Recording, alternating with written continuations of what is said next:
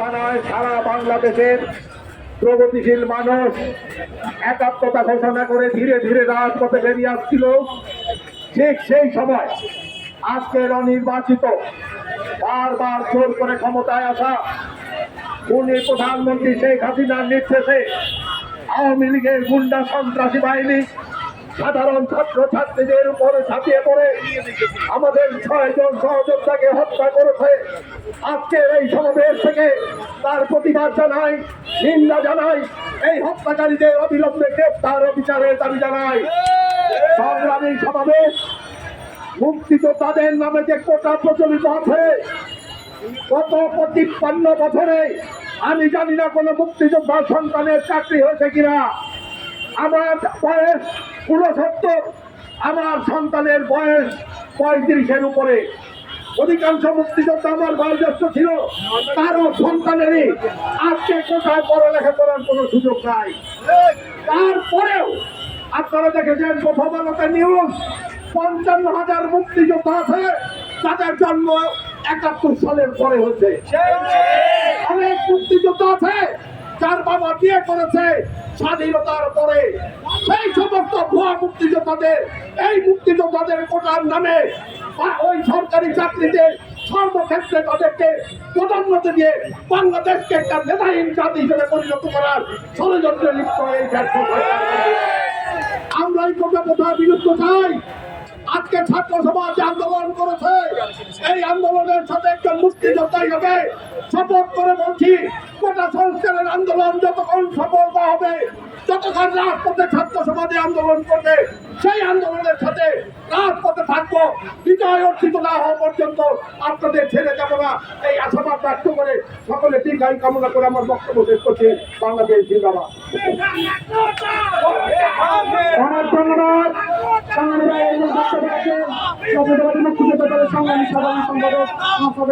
এই মঞ্চে বক্তব্য রাখবেন আমার বাংলাদেশ পার্টি এবি পার্টির সম্মানিত যুগ্ম আহ্বায়ক মেজর অবসরপ্রাপ্ত ডাক্তার আব্দুল ওয়াহাব মিনার।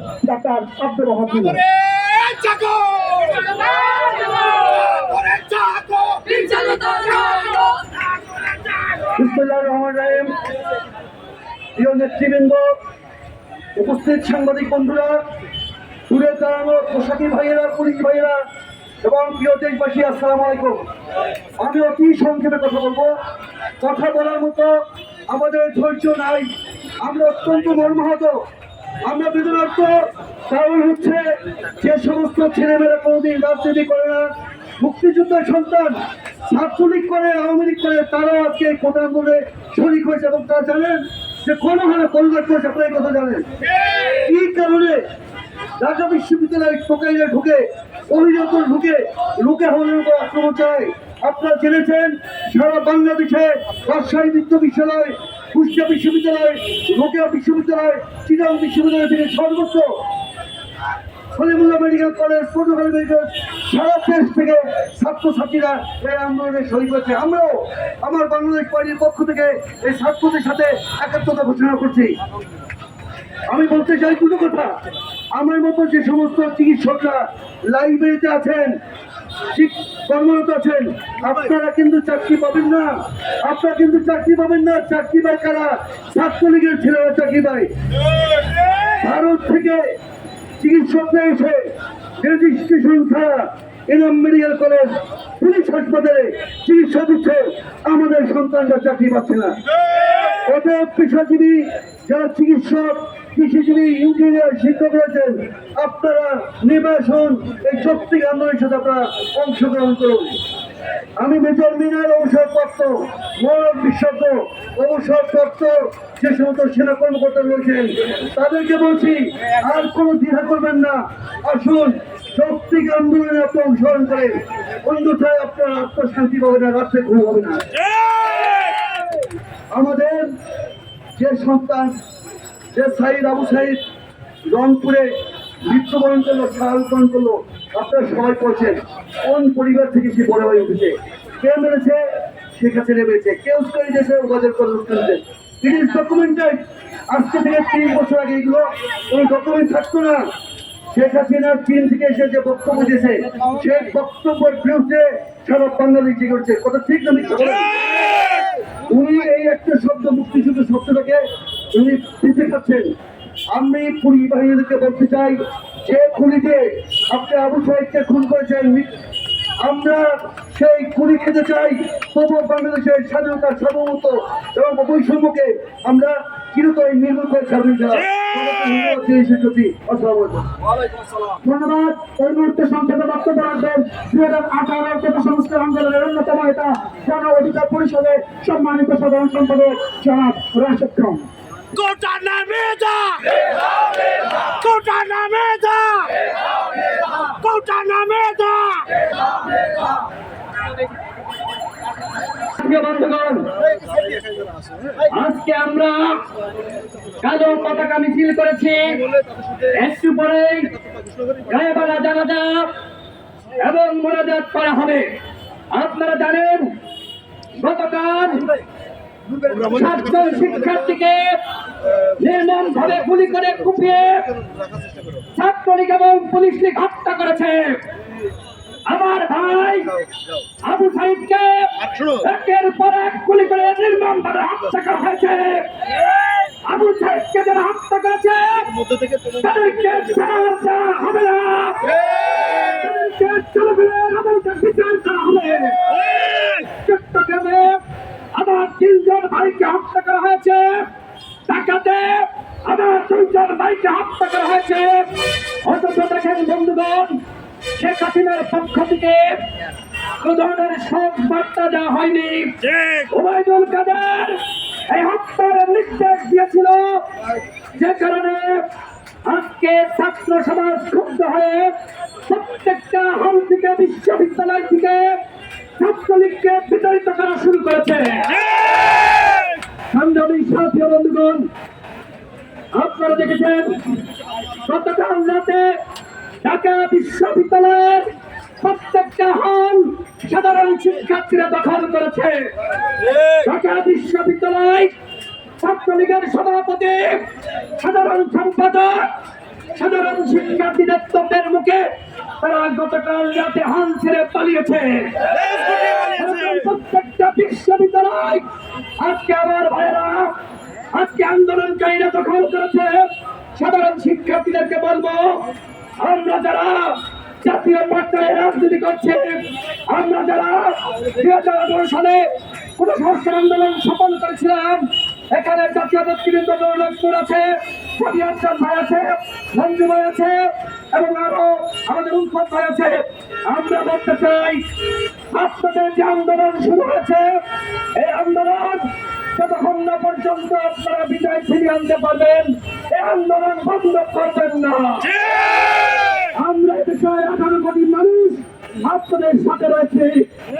আমার ভাইদেরকে যারা গুলি করে হত্যা করা হয়েছে, যারা ছাত্রলীগের যে সকল টুকাইরা আমার ভাইদেরকে কুপিয়ে হত্যা করেছে, আমার বোনদেরকে লাঞ্ছিত করেছে, আগামী 48 ঘন্টার মধ্যে এই সকল দুর্বৃত্তদেরকে গ্রেফতার করতে হবে। অন্যথায় যে আন্দোলন শুরু হয়েছে, এই আন্দোলনের দাবানল গণভবন, বঙ্গভবনে ছড়িয়ে পড়বে। ছাত্র সমাজকে 52-তে, 69-তে, 90-এ, 2007-এ এবং 18-তে দমন করা যায় নাই। এই 24 সালে আপনাদেরকে দমন করা ছিল না। এদেশের মানুষের উদ্দেশ্যে বলতে চাই, আজকে আমার ছাত্র, আজকে আমার বোনেরা রাজপথে বসে তাদের যারা অভিভাবক রয়েছেন, তারা কেউ ঘরে বসে থাকবেন না। আমাদের এই আন্দোলনের সাথে আপনারা শরীক হন, স্বাগত জানান। আমি সর্বশেষ যেটি বলবো, হে পুলিশ ভাইয়েরা, তোমরা আমার ভাইয়ের মুখ সাহায্য করে দিয়েছ, আমার ভাইদেরকে হত্যা করেছ। তোমাদের কি সন্তান নাই, মা বোন নাই? আজকে কিভাবে পারছ? তোমরা দেশের সন্তান। তোমাদেরকে বলতে চাই, জনগণের বিরুদ্ধে অবস্থান নিও না। যদি জনগণ খেতে চায়, যদি নিরস্ত্র বাংলাদেশে তারা বাঁচার জন্য হাতে বাঁশের লাঠি তুলে নেয়, তাহলে কারোর শেষ রক্ষা হবে না। এদেশের 18 কোটি মানুষকে ছাত্র সমাজের পাশে দাঁড়ানোর আহ্বান জানিয়ে আমি আমার আজকের বক্তব্য শেষ করছি। সবাইকে গণ অধিকার পরিষদের পক্ষ থেকে সংগ্রামী সালাম এবং শুভেচ্ছা। আবু সাইদের রক্ত পিতা যেতে যাব না, লড়াই লড়াই লড়াই চাই, লড়তে হলে লড়তে হবে। আবু সাইদের রক্ত পিতা যেতে দেব না, আমার ভাইয়ের রক্ত পুলিশ তুমি পোশাক ছাড়ো, মুজিব কোট গায়ে পড়ো, আবু সাইদের রক্ত দফা এক দাবি এক, শেখ হাসিনার পদত্যাগ। ধন্যবাদ অসিস্ট্যান্টকে সংগ্রামী সাথী বন্ধুগণ। একদিনে ঝরে গিয়েছে। এরশাদ বিরোধী আন্দোলনে ঢাকা বিশ্ববিদ্যালয়ের ছাত্র যখন জিহাদের বুকে এরশাদের পেটো বাহিনী গুলি চালিয়েছিল, ছাত্ররা এই ঢাকা বিশ্ববিদ্যালয় ক্যাম্পাসে জিহাদের লাশ ছুঁয়ে কসম করেছিল, যেই স্বৈরাচার জিহাদের বুকে গুলি চালিয়েছিল সেই স্বৈরাচারের পতন না ঘটিয়ে ঢাকা বিশ্ববিদ্যালয় সহ বাংলাদেশের ছাত্ররা ঘরে ফিরে যাবে না। আজকে আমাদের 6টা ছাত্র ভাইকে লাশ ফেলেছে শেখ হাসিনা।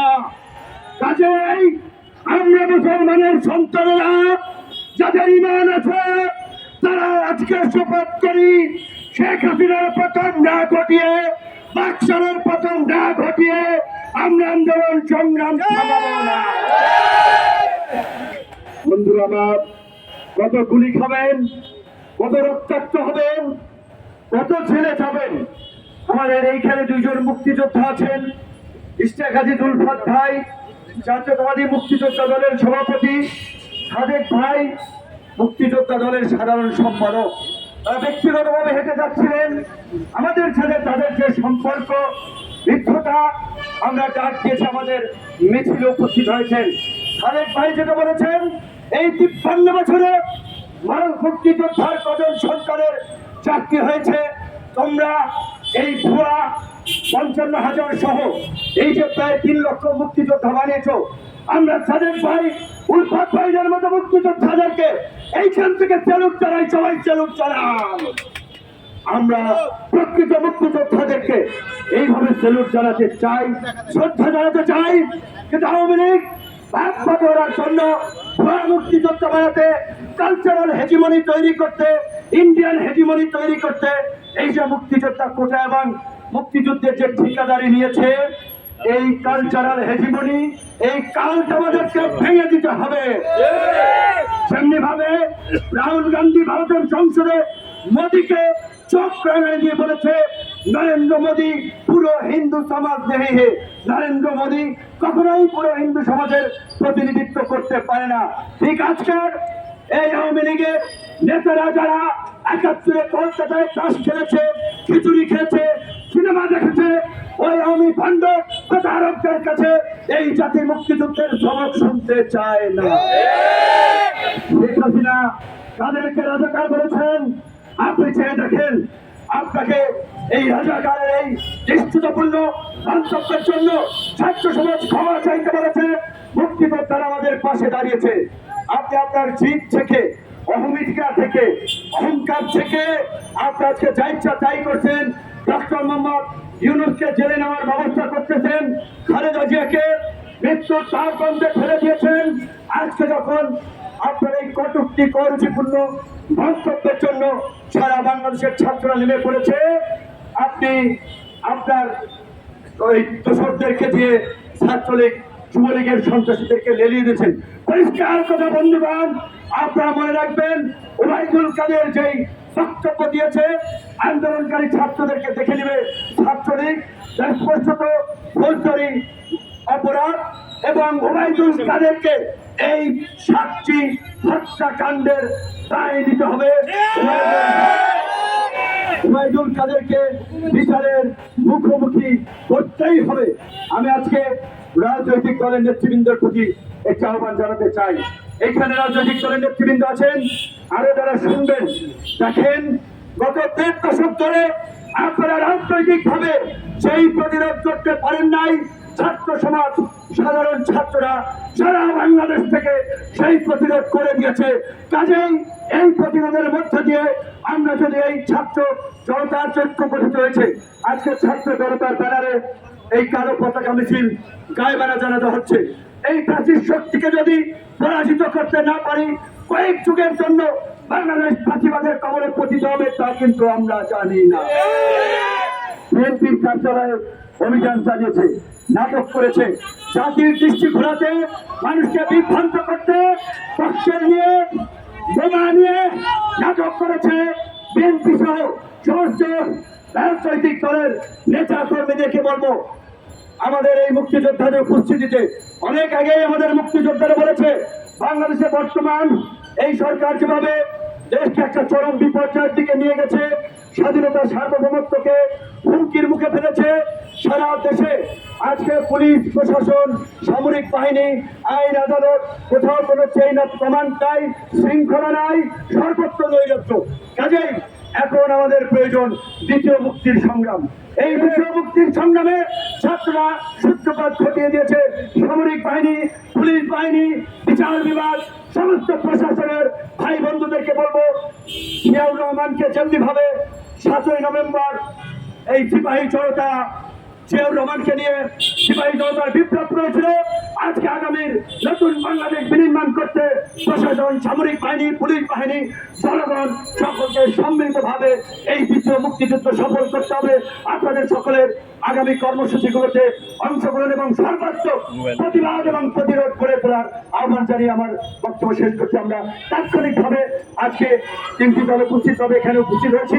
পরবর্তীতে সবাইকে আমরা আহ্বান জানাবো, এইভাবে দলের নাম ভুলে যান, নেতার নাম ভুলে যান, জনগণের পাশে সবার আগে বাংলাদেশকে রক্ষা করার জন্য রাজপথে দাঁড়িয়ে যান। আল্লাহ হাফেজ।